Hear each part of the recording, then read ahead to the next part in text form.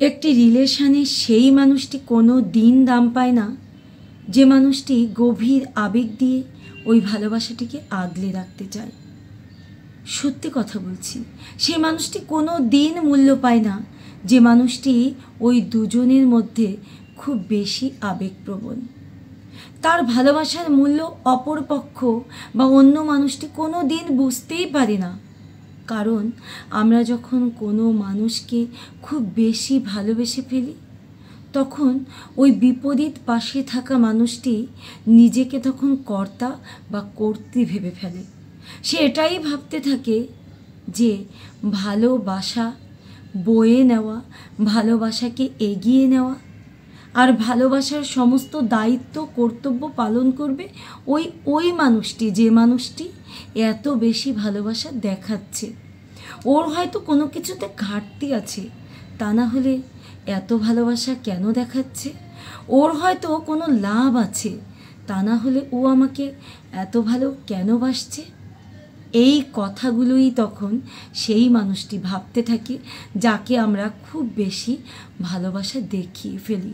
সে বুঝতেই পারে না যে আমরা যে তাকে ভালোবাসা দেখাচ্ছি সেটা আমাদের উদারতা। সে মানুষটি বুঝতে পারে না, কোনো দিন সে অনুভব করতেই পারে না। সে মনে করে সে অনেক বড় কিছু আর তাই সে ভালোবাসা পাচ্ছে। সে মনে করতে থাকে যে তার এত মূল্য, তার আকাশ ছোঁয়া মূল্য, তা না হলে অন্য মানুষটি কেন তাকে এত গুরুত্ব দিচ্ছে? ওই অন্য মানুষটির মনে হয় অনেক স্বার্থ রয়েছে, সে মনে হয় এই রিলেশন থেকে অনেক কিছু নিতে পারছে। সে তাই এটাই ভাবতে শুরু করে যে এই রিলেশনটাকে সামনে এগিয়ে নিয়ে যাওয়া, এই রিলেশনের যত দায় দায়িত্ব সব কিছু পালন করবে ওই অপর দিকে থাকা মানুষটা। তাই বলছি, কাউকে কোনো দিন খুব বেশি ভালোবেসো না। যদি তুমি কাউকে অন্ধের মতো ভালোবাসো, তুমি যদি তোমাদের ভালোবাসার সবচাইতে বেশি কর্তব্যগুলো পালন করো, তাহলে তুমি মনে রেখো তোমার ঘাড়েই সমস্ত দায়িত্ব কর্তব্য পালনের ভার দিয়ে দেবে ওই মানুষটি।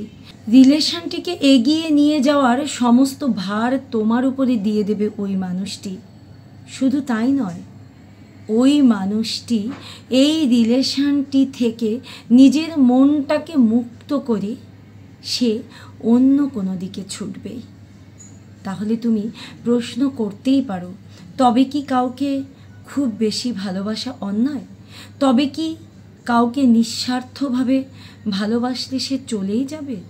যদি চলেই যায় তাহলে এই ভালোবাসার মূল্য কী রইল? দেখো, এই পৃথিবীতে কোনো মানুষ কি তোমার সততার মূল্য আদৌ দিয়েছে কোনো দিন? তুমি কি পেয়েছো এটা? বুকে হাত দিয়ে বলো তো, কতটুকু পেয়েছো তুমি তোমার এই সততা, এই ভালোবাসার মূল্য? কতখানি দিয়েছে সে? যদি সে তোমার ভালোবাসার মূল্য দিতেই পারতো তাহলে আজকে এই ভিডিওটি দেখার প্রয়োজনই তোমার হতো না।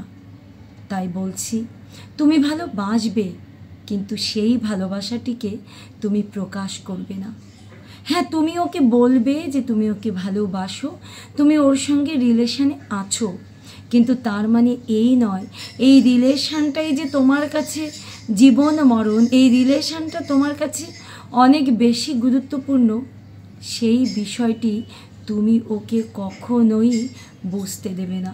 ও যেন কোনো দিন জানতে না পারে যে এই রিলেশনটি তোমার কাছে কতটা গুরুত্বপূর্ণ।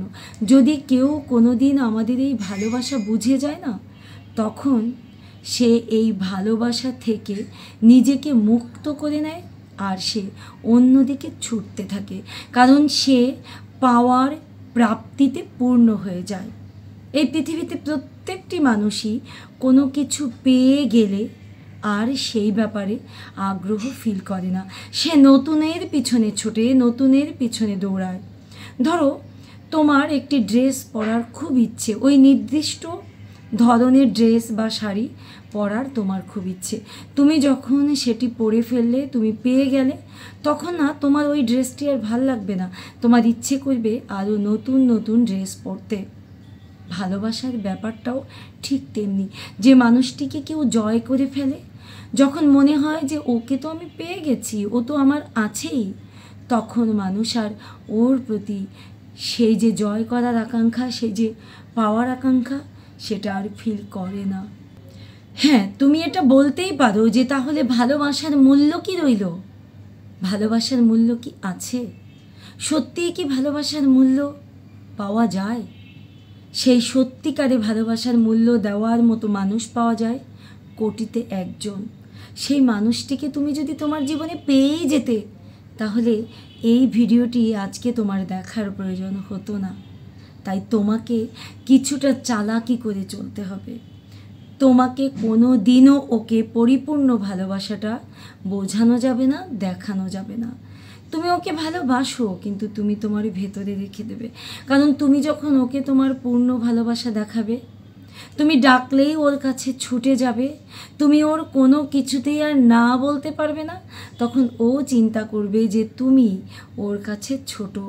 তুমি হয়তো ওর কাছে এতটাই সুযোগ সুবিধা পাচ্ছ, তুমি হয়তো ওকে এত বেশি প্রায়োরিটি দিয়েছো যে ও ডাকলেই তুমি ছুটে যাচ্ছ, তোমার কোনো কাজকর্ম নেই, তোমার মূল্য খুবই কম।